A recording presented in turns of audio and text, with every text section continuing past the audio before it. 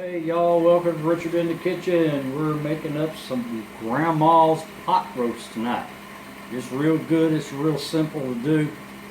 And I gotta work tonight, but I'm gonna throw this in the crock pot.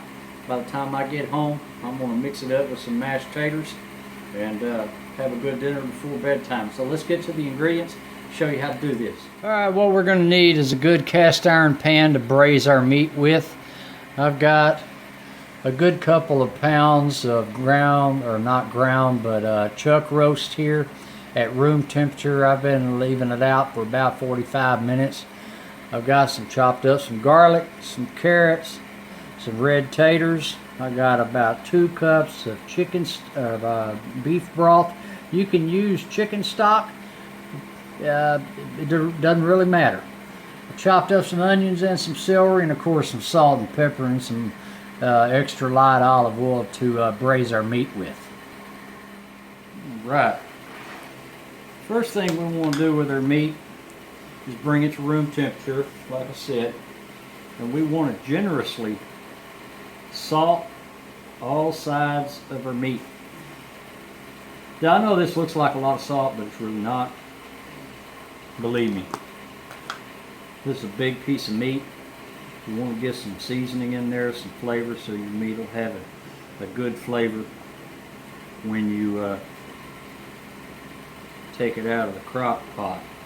And we want to do this on both sides. Now, to do the other side, we're going to wait till after we put this in the hot skillet to start braising this. But before I start, I'm going to add some flour called spanking the meat in the culinary world. And let me get some flour and I'll be right back with you. I'll show you how to do that. Alright, you don't need a lot of flour here. You're just going to sprinkle this, and like I said, spank it. Spank that flour in there. It's going to give this meat a beautiful crust once we start braising it in our hot skillet. Can't wait to eat this tonight. Like I said, I'm going to be at work. I'm going to leave it in the crock pot 4 or 5 hours. I got a neighbor that's going to check on it for me so I don't burn down the place. Alright, let's get it in the skillet. Once your skillet's hot, add your oil. I'm using extra large virgin oil because it holds up, has a higher smoke point. We'll take our meat.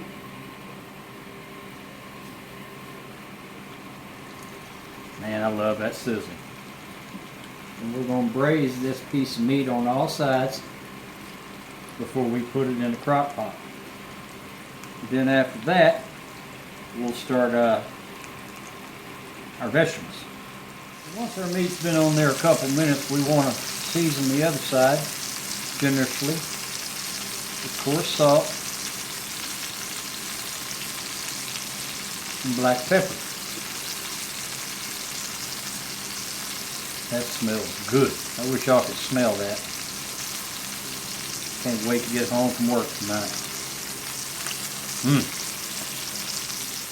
Alright, it's been about 5 or 6 minutes. Let's flip our meat. Look at that. Beautiful brown color. Flour helps crust it up a little bit. And we'll brown or braise our other side, and we'll be ready to assemble our vegetables to soften them up a little bit. Our beef is browned up really nice. And what we're going to do is we're going to set that aside, and we're going to take a wooden spoon and mix up all this good crust stuff that the meat left behind. And we will add our veggies. As far as the celery and the onions. And what we're looking for here is just to soften these up. And when the onions become translucent, you know you're ready to pull that off, and we'll get started with the rest of the mixture. God, that smells good. I know I keep telling y'all this, but man, I wish y'all could be here and just sit on my couch and let me cook for you. This smells so good, mixing up with all that stuff left behind from the meat. Alright, let's let them soften up a little bit. Alright, our onions and our celery are almost done. This is when I want to add my minced garlic. You don't want to add your garlic at the same time as your onions and your celery because your garlic will burn. So we'll give that about a minute or two. Then we'll add our chicken stock. Alright, let's add our chicken stock. A couple of cups ought to do it. And we'll let those flavors marry for 2 or 3 minutes before we start assembling our dish inside the crock pot. Now at this point, if you want a thicker gravy, you can go ahead and add some flour. That's probably a couple of tablespoons. And that'll help your mixture thicken up a little bit. Man, that smells so good. Oh gosh. I wish I could stay here for the whole time for this cooking process, but I gotta go to work. I know when I come home tonight, this place is gonna smell good. Alright, let's get it in the crock pot. Alright, first thing we're gonna do is add our carrots into the bottom of the crock pot and our taters. We'll put that in there. Grab our meat. Man, don't that look pretty. And we're going to set our meat on top of that. Then what we'll do is we'll add our seared vegetables, our celery, our garlic, and our onions on top of that. Man, look at that. Looks good. Alright, you may have to add more liquid. You don't want to cover it all the way, but you want to get a good amount of fluid in there. About like that. Just leave the top uncovered. This time we're going to throw some thyme, our herbs in there. Smells good. I love thyme. Be generous on that. It'll cook now. And I'm going to add some rosemary. Alright. Now, just give it a quick toss. Those flavors get to know each other in there.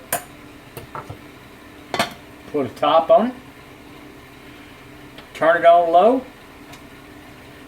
Go to work, come home and eat. See y'all little baby when this is done. The miracle of time.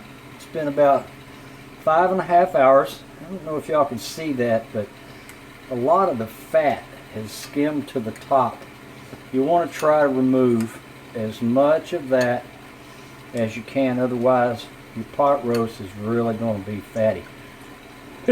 It tastes good, but it usually takes a couple minutes to get as much of that fat off the top here.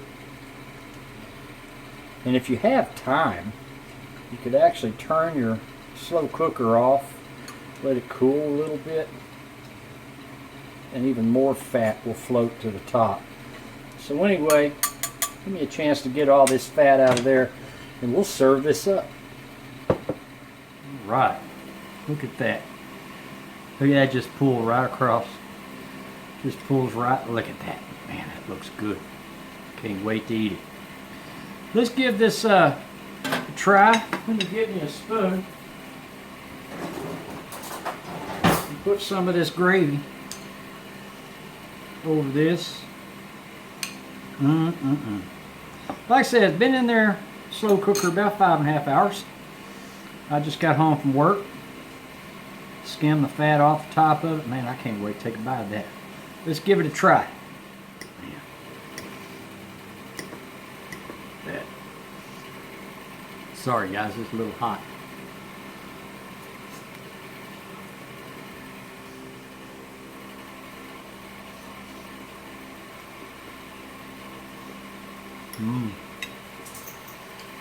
Tender. Where you taste that thyme and that rosemary.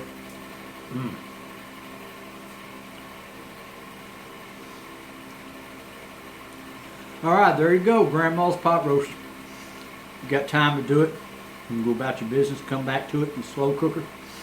I'm gonna serve this up with some mashed taters. Have me a beer. Thanks for watching. I appreciate it. Don't forget to be nice to somebody. Bye-bye, y'all.